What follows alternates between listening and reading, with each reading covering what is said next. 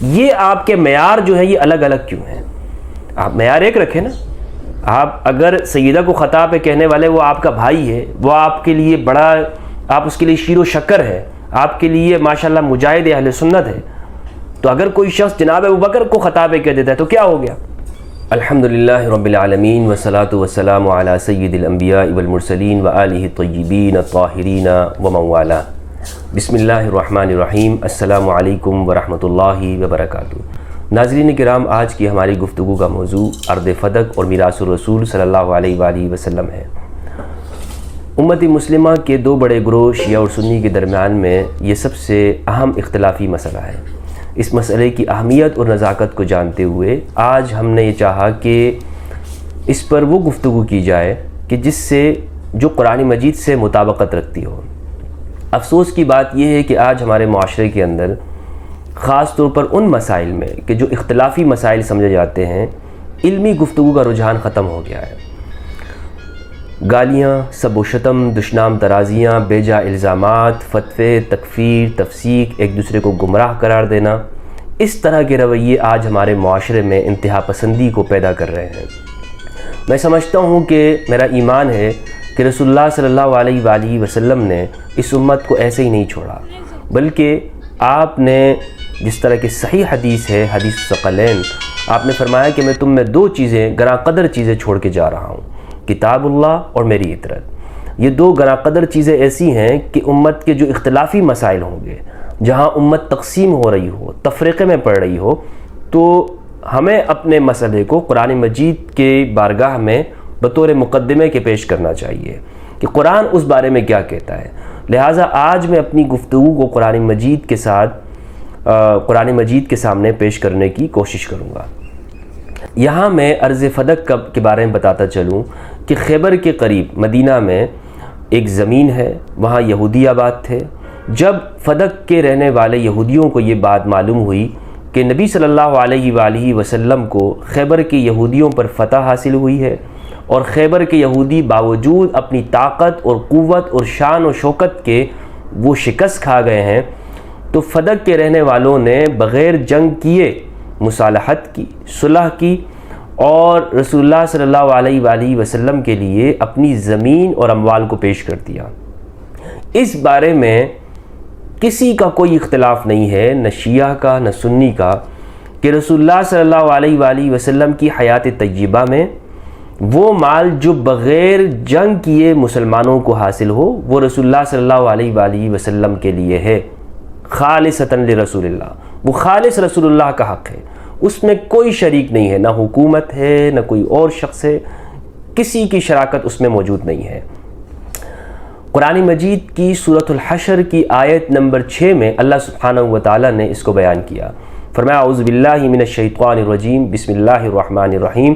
وما آفاء اللہ علی رسولہ منہم فما اوجفتم علیہ من خیل ولا رکاب ولکن اللہ یسلط رسلہ علی من یشاء واللہ علی کل شیء قدیر. اس کا ترجمہ ہے، اور جو مال اللہ نے ان کے قبضے سے نکال کر اپنے رسول کی طرف پلٹا دیے، وہ ایسے مال نہیں ہیں جن پر تم نے اپنے گھوڑے دوڑائے اور یا اونٹ اس پر دوڑائے ہوں، لیکن اللہ سبحانہ و تعالیٰ اپنے رسولوں میں سے جسے چاہتا اختیار دے دیتا ہے اور تسلط دے دیتا ہے. اللہ سبحانہ و تعالیٰ ہر چیز کے اوپر قادر ہے. اس آیت سے معلوم ہوا کہ یہ مال خالص رسول اللہ صلی اللہ علیہ وآلہ وسلم کا ہے، کیونکہ یہ صلح سے حاصل ہوا ہے. یہاں تک کوئی اختلاف نہیں ہے. اب یہاں سے آگے گفتگو کرتے ہوئے میں یہاں تھوڑا سا آپ کو روکنا چاہوں گا کہ خاتون جنت سیدۃ نساء اہل الجنہ ام الحسنین ام الحسن والحسین زوجۃ الامام علی بنت الرسول فاطمۃ الزہرا سلام اللہ علیہا کے مناقب ہمیں معلوم ہونے چاہیے کہ رسول اللہ صلی اللہ علیہ وآلہ وسلم کا اپنی حیات طیبہ میں سیدۃ نساء اہل الجنہ کے ساتھ کیا معاملہ تھا، کیا رویہ تھا. امام بخاری نے اپنی صحیح کے اندر فرمایا فاطمۃ سیدۃ نساء اہل الجنہ، باب مناقب فاطمۃ الزہرا سلام اللہ علیہا میں وہ اوپر لکھتے ہیں کہ فاطمہ جنتی خواتین کی، جنتیوں کی عورتوں کی سردار ہیں، سیدہ ہیں، سیدۃ نساء اہل الجنہ. اسی طرح امام مسلم نے اپنی صحیح کے اندر 6313 نمبر پہ حدیث روایت کی حضرت مسروق تابعی سے. وہ ام المومنین عائشہ رضی اللہ تعالیٰ عنہا سے روایت کرتے ہیں. فرماتی ہیں کہ رسول اللہ صلی اللہ علیہ وآلہ وسلم عن ام المؤمنین عائشہ قالت کن ازواج النبی عنده لم يغادر منهن واحدة فأقبلت فاطمة تمشي ما تخطئ مشيتها من مشية رسول الله صلى الله عليه وآله وسلم فلما رآها رحب بها فقال مرحبا بابنتي ثم اجلسها عن يمينه او شماله. حضرت مسروق تابعی کہتے ہیں کہ ام المؤمنین نے فرمایا کہ حضرت عائشہ رضی اللہ تعالیٰ عنہ فرماتی ہیں کہ رسول اللہ صلی اللہ علیہ وآلہ وسلم کے پاس آپ کی تمام ازواج مطہرات بیٹھی ہوئی تھی. لم یغادر منہن واحدہ، کوئی بھی اٹھ کے نہیں گئی تھی. اسی اثناء میں سیدۃ النساء اہل الجنہ حضرت فاطمہ علیہ السلام تشریف لاتی ہیں.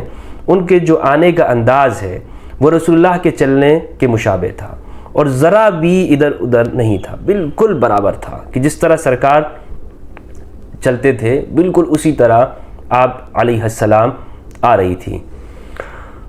تو جب آپ صلی اللہ علیہ وآلہ وسلم نے اپنی پیاری بیٹی کو دیکھا رحب بہا، مرحبا کہا، فرمایا مرحبا بابنتی، خوش آمدید میری پیاری بیٹی. اور پھر آپ کو اپنے دائیں جانب یا بائیں جانب ام المومنین فرماتی ہے بٹھا دیا اور پھر گفتگو فرمائی. اسی طرح صحیح مسلم کے اندر روایت ہے کہ رسول اللہ صلی اللہ علیہ وآلہ وسلم نے فرمایا کہ فاطمہ میرا بدعہ، فاطمہ بدعۃ منی، فاطمہ میرا نبض ہے، میرے جسم کا ٹکڑا ہے. بدعہ جسم کے ایسے حصے کو کہتے ہیں کہ جو انتہائی اہم ہو، اگر وہ کسی انسان سے نکال دیا جائے تو انسان کی موت ہو جائے، انسان اس کے بغیر نہ رہ سکے. تو فرمایا فاطمہ بدعۃ منی، فاطمہ میرے جسم کا اہم حصہ ہے. یریبنی ما ارابہا ویؤذینی ما آذاہا، مجھے وہ چیز تکلیف دیتی ہے جو فاطمہ کو تکلیف دے، وہ چیز مجھے پریشان کرتی ہے جو فاطمہ کو پریشان کرتے. تو معلوم ہوتا ہے کہ رسول اللہ صلی اللہ علیہ وآلہ وسلم کا اپنی پیاری بیٹی کے ساتھ جو رویہ تھا وہ معمولی نہیں تھا.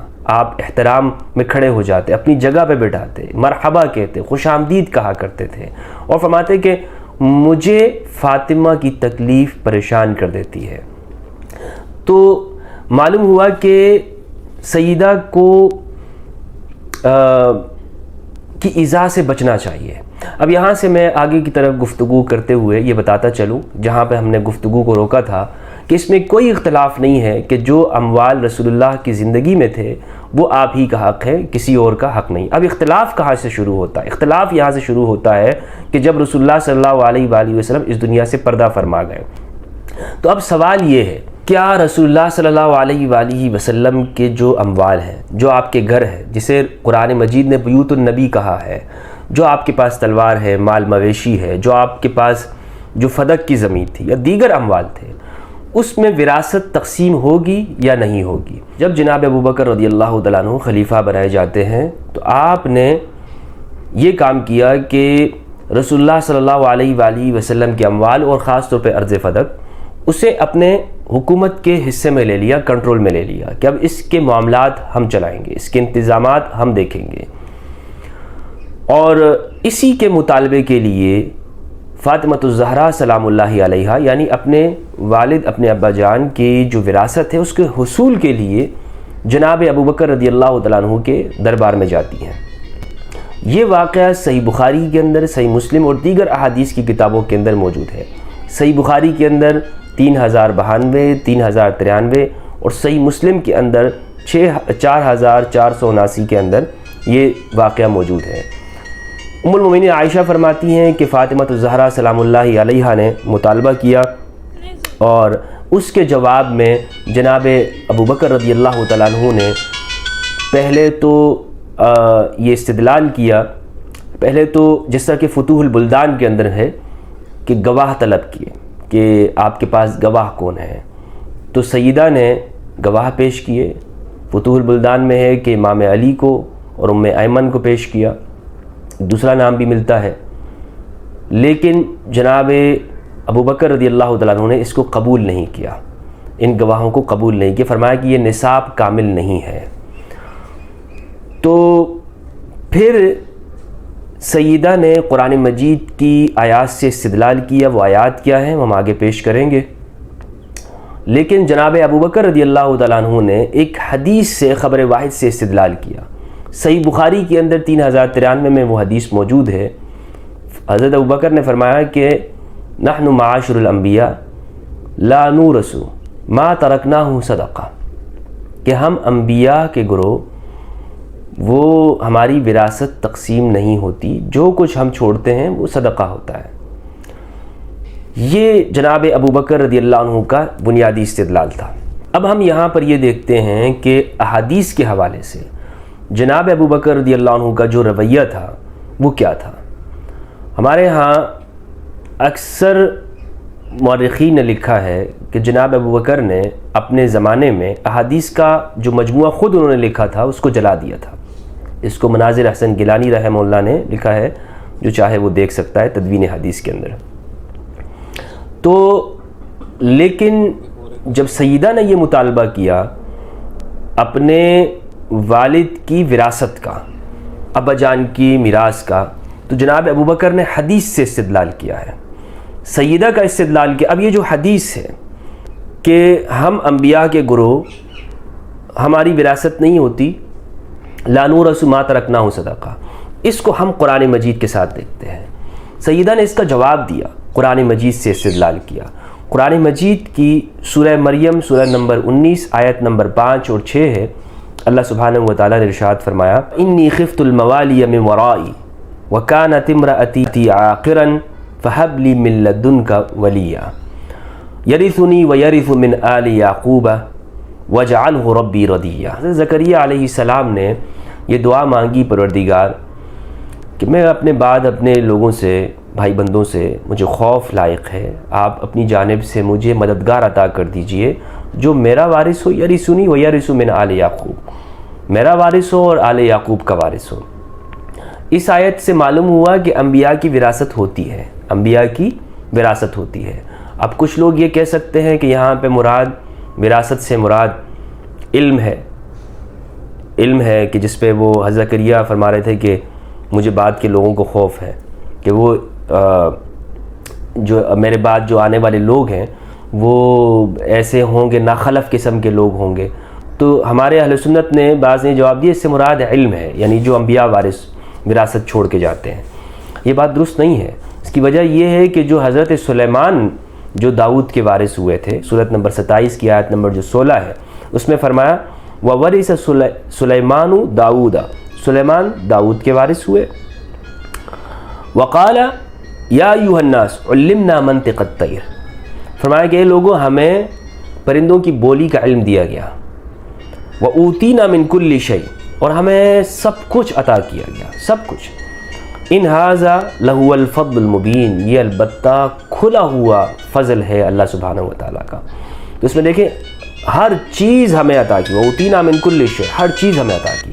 تو ہر چیز سے کی وراثت انبیاء کی ہوتی ہے.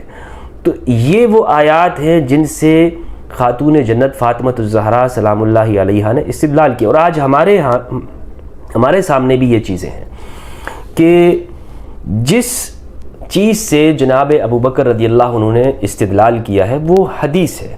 اور یہ ہمارے ہاں اہل سنت کا ہی اصول ہے، اور ہمیں اہل سنت کے اصول سے باہر جانے کی ضرورت نہیں ہے. میں اہل سنت کے اصولوں پہ رہ کر ہی اس کا تجزیہ کر رہا ہوں کہ خبر واحد کے مقابلے میں اگر قرآن ہو یا قرآن مجید سے اگر خبر واحد ٹکرا رہی ہو تو کس کو لیں گے؟ کس کو لیں گے؟ ہم قرآن مجید کو لیں گے. یہ سب کے ہاں اصول ہے. تو یہ جو روایت ہے نحن معاشر الانبیاء لا نورث ما ترکنا صدقہ، یہ بالکل قرآن مجید کی آیت کے مخالف ہے. یہ میں واضح کہتا چلوں، یعنی قرآن مجید میں ہے کہ انبیاء وراثت ان کی ہوتی ہے. حدیث اگر کہتی ہے نہیں ہوتی تو ہم کس کی مانیں گے؟ لازمی بات ہے کہ ہم قرآن مجید کی مانیں گے، کیونکہ رسول اللہ صلی اللہ علیہ وآلہ وسلم خود اہل سنت بھی کہتے ہیں کہ ہمارے درمیان میں قرآن مجید کو چھوڑا ہے. تو اس پر تو اہل سنت کا بھی یقین اور ایمان ہے. دوسری بات یہ ہے کہ ہم یہ دیکھیں کہ ہمارے اہل سنت میں یہ بات کہی جاتی ہے کہ جناب ابوبکر صدیق رضی اللہ تعالیٰ عنہ کس طرح خطا کر سکتے ہیں؟ وہ صحابی رسول ہے، ان سے خطا نہیں، یعنی ان کا یہ موقف درست ہے. اگر صحابی ہونے کی وجہ سے جناب ابو بکر صدیق رضی اللہ تعالیٰ عنہ کا آپ دفاع کرتے ہیں اور آپ سمجھتے ہیں کہ اگر ہم اس میں جناب ابو بکر کی طرف کوئی کمزوری دکھائیں گے تو ایک صحابیت کا مقام کم ہوگا، تو میرا آپ سے سوال یہ ہے اہل سنت سے، کیا سیدۃ نساء اہل الجنہ فاطمۃ الزہرا سلام اللہ علیہا وہ صحابیہ نہیں ہیں؟ ان کا صحابیت کا مقام نہیں ہے؟ تو اگر آپ صحابیت کو معیار رکھتے ہیں تو خاتون جنت بھی صحابیہ ہیں۔ دوسری بات یہ ہے کہ ہمارے اہل سنت، خود ہمارے اہل سنت کے اصول آپس میں ٹکرا رہے ہیں۔ وہ کہتے ہیں کہ بعض اس طرح سے لوگ بھی موجود ہیں جو اس مسئلے میں اتنا غلو کرتے ہیں کہ سیدہ کو خطا پہ کہتے ہیں، ان کے ہاں جرت پائی جاتی ہے، وہ کہتے ہیں کہ جی سیدہ سے خطا ہوئی ہے۔ اگر میرا سوال یہ ہے ان سب سے جو لوگ سیدہ کو خطا پہ کہتے ہیں، مجھے بتاؤ اگر سیدہ کو خطا پہ کہنے سے کوئی شخص منافق نہیں بن جاتا، کوئی شخص دائرہ اسلام سے نہیں نکل جاتا، کوئی شخص گمراہ نہیں ہو جاتا، تو جناب ابو بکر رضی اللہ عنہ کو خطا پہ کہنے سے کوئی شخص کس طرح سے رافضی یا اہل سنت سے نکل جاتا ہے، گمراہ کیسے ہو جاتا ہے؟ یہ آپ کے معیار جو ہیں یہ الگ الگ کیوں ہیں؟ آپ معیار ایک رکھیں نا۔ آپ اگر سیدہ کو خطا پہ کہنے والے وہ آپ کا بھائی ہے، وہ آپ کے لیے بڑا، آپ اس کے لیے شیر و شکر ہے، آپ کے لیے ماشاءاللہ مجاہد اہل سنت ہے، تو اگر کوئی شخص جناب ابو بکر کو خطا پہ کہہ دیتا ہے تو کیا ہو گیا؟ کوئی خرابی لازم آتی ہے یا صرف تمہاری انا کا مسئلہ ہے؟ پھر ہمارے ہاں یہ بات بڑے زور و شور سے کہی جاتی ہے، خود بخاری پر ایمان رکھنے والے، کہ جب میں نے بخاری کی جو وہ اس روایت کی پر جرح کی جس میں ابن شہاب زہری نے یہ بیان کیا کہ ابو جہل کی بیٹی کو نکاح دینے کے حوالے سے، نکاح کا پیغام دینے کے حوالے سے جو حضرت علی کی طرف نسبت کی، اسی حدیث کے اندر یہ بات ہے کہ جناب امام زین العابدین علیہ السلام کے پاس رسول اللہ صلی اللہ علیہ وآلہ وسلم کی تلوار موجود تھی۔ مصر بن مخرمہ جو روایت کرتے ہیں، اور مصر بن مخرمہ نے کہا کہ آپ کی تلوار مجھے دے دیجیے۔ اس روایت میں جناب زین العابدین علیہ السلام کے پاس رسول اللہ کی تلوار موجود ہے، تو اگر رسول اللہ کی وراثت تقسیم نہیں ہوئی تھی تو تلوار امام زین العابدین علیہ السلام کے پاس کس طرح آ گئی؟ اس کا مطلب یہ ہے کہ وراثت تقسیم ہوئی، ایک خاص مال کو، خاص یعنی فدق کی زمین کو، اس مال کو روکا گیا۔ اب یہ کیوں روکا گیا، اس کی کیا وجوہات تھی، اس پہ میں انشاءاللہ تفصیلاً بھی گفتگو کروں گا، لیکن یہاں ہم اس چیز کو ڈسکس کر رہے ہیں کہ جو مطالبہ تھا سیدہ کا وہ قرآن مجید کی روح سے وہ کس درجے کا ہے۔ تو میرے نزدیک میں نے آپ کو بتا دیا کہ سیدہ کا مطالبہ بالکل حق اور ثواب مطالبہ، قرآن مجید کے بالکل عین قرآن کی آیات سے موافق مطالبہ ہے۔ پھر آپ یہ دیکھیں کہ امام علی کے پاس رسول اللہ صلی اللہ علیہ وآلہ وسلم کے مال مویشی میں سے وہ خچر جو صفین میں تھا وہ بھی امام علی کے پاس تقسیم ہوا۔ اسی طرح قرآن مجید نے ازواج مطہرات کے جو گھر ہیں انہیں بھی سورہ احزاب سورہ نمبر 33 کی آیت نمبر 53 میں ہے کہ نبی کے گھر قرار دیا ہے۔ فرمایا یا ایھا الذین آمنوا لا تدخلوا بیوت النبی الا ان یؤذن لکم، اے ایمان والو نبی کے گھروں میں داخل مت ہو جب تک کہ تمہیں اجازت نہ ملے۔ تو معلوم ہوا کہ جن گھروں میں ازواج مطہرات رہتی تھی وہ گھر بھی ازواج مطہرات کے نہیں، وہ گھر کس کے ہیں؟ وہ گھر بھی رسول اللہ صلی اللہ علیہ وآلہ وسلم کے۔ تو اب مجھے بتائیے کیا سرکار کریم کے وصال کے بعد، پردہ فرما جانے کے بعد، کیا ازواج مطہرات کو ان گھروں سے نکال دیا گیا تھا کہ جاؤ ان مکانوں کو خالی کرو؟ اب چونکہ نبی اس دنیا میں نہیں رہے تو لہٰذا ان مکانوں پر تمہارا کوئی حق نہیں ہے۔ بتائیے مجھے، کیا جناب ابوبکر صدیق رضی اللہ عنہ نے یہ کیا؟ نہیں کیا، بلکہ ازواج مطہرات کو ان گھروں میں باقی رکھا، رہتی رہیں، ان گھروں میں رہیں، لیکن یعنی ان سے وہ چیز حکومت کے اختیار میں نہیں لیا، اس فدق کو اختیار اپنے کنٹرول میں لیا، اور دیگر یعنی جن چیزوں کا تعلق سیدہ کے ساتھ تھا صرف اسی کو لیا گیا۔ پھر اس میں ایک اہم بات یہ ہے کہ جو رسول اللہ صلی اللہ علیہ وآلہ وسلم کے پاس دیگر اموال تھے فدق کو چھوڑ کر، جناب عمر نے وہ امام علی کو دے دیے تھے۔ ہاں اگر جو، اور وہ مال حضرت ابوبکر نے روکے تھے، حضرت ابوبکر نے وہ نہیں دیے تھے، لیکن جناب عمر نے وہی اموال امام علی کو عطا کر دیے۔ تو اگر ہمارے اہل سنت یہ دفاع کرتے ہیں، یہ بہت یہاں پر عجیب سا معاملہ ہے کہ اہل سنت اگر دفاع کرتے ہیں جناب ابو بکر رضی اللہ عنہ کا، تو اسی فیصلے کو تو جناب عمر رضی اللہ عنہ نے ختم کر دیا، اور پھر آگے عمر بن عبدالعزیز نے، جو بنو امیہ نے مکمل طور پر اس کا خود ہی ہڑپ کر کے کھانے لگے، عمر بن عبدالعزیز نے اس کو واپس لوٹا دیا۔ لیکن عمر بن خطاب رضی اللہ تعالیٰ عنہ نے تو حضرت ابو بکر کے ہی اسی فیصلے کو آدھا طور پر تسلیم نہیں کیا بعد کے دور میں، اور وہ لوٹا دیا تھا، صرف فدق کی زمین کو نہیں دیا۔ تو معلوم یہ ہوتا ہے کہ یہاں پر ہمارے اہل سنت کے جو معیار ہیں وہ اس قابل ہیں کہ اس کے اوپر سوالات اٹھیں، اور یہ سوالات میں نے جو اٹھائے ہیں یہ اسی بنیاد کے اوپر ہیں کہ ہم اگر ہمارے یہاں آپ دیکھیں کہ ابن تیمیہ جیسا شخص، یہ مسئلہ اتنا اہم کیوں ہے، اس میں دیکھیں کہ سیدہ کی طرف نفاق کی نسبت کی ہے ابن تیمیہ الحرانی الدمشقی نے اپنی کتاب منہاج السنت النبویہ کی جلد نمبر 4 صفحہ 245 پہ ابن تیمیہ نے لکھا ہے کہ اگر، یعنی شیعوں کو جواب دیتے ہوئے ابن تیمیہ کہتا ہے کہ اس معاملے میں، اس مطالبے کے اندر معاذ اللہ منافقین کی مشابہت ہے، استغفر اللہ العظیم۔ تو میرا سوال دوبارہ وہی ہے کہ اگر ایک شخص تمہارے لیے تب بھی شیخ الاسلام بنتا ہے اور رہتا ہے کہ جو سیدہ کو منافقین کے ساتھ تشبیہ دیتا ہے یا خطا پہ کہہ دیتا ہے، وہ تمہارے لیے شیخ الاسلام ہے، تمہیں قبول ہے، لیکن کوئی اگر جناب ابو بکر کو خطا پہ کہہ دے، تم کیا کرو گے؟ پھر تم کس طرح سے فتنے اور اس کے اوپر غصے میں آ جاتے ہو، تعصب میں آ جاتے ہو۔ اور فتوح البلدان تاریخ کی کتاب میں تو بہت کچھ لکھا ہے، یہاں میں نے کوشش یہی کی ہے کہ اپنے موقف کو اس حوالے سے پیش کر دوں کہ سیدہ کا جو موقف ہے وہ بالکل حق پر ہے، اور الحمدللہ ہم چونکہ اہل البیت علیہم السلام کو معیار مانتے ہیں، الثقلین کو معیار مانتے ہیں، تو ہمارے نزدیک بھی یہی ہے کہ سیدہ کا مطالبہ نہ صرف حق تھا بلکہ جناب ابو بکر رضی اللہ تعالیٰ عنہ سے، یہ آپ دیکھ لیں کہ انبیاء کی طرف ہمارے ہاں اہل سنت خطا کی نسبت کر دیتے، خطا اجتہادی کہتے ہیں نا، حضرت آدم سے خطا ہوئی، خطا اجتہادی کہتے ہیں، لیکن خطا کی نسبت کرتے ہیں۔ تو جناب ابو بکر کی طرف خطا کی نسبت کرنے میں کون سا اصول ٹوٹتا ہے؟ اللہ سبحانہ و تعالیٰ سے دعا ہے کہ پروردگار ہم سب کو حق سچ سمجھنے کی توفیق عطا فرمائے، ملک پاکستان میں امن ہو۔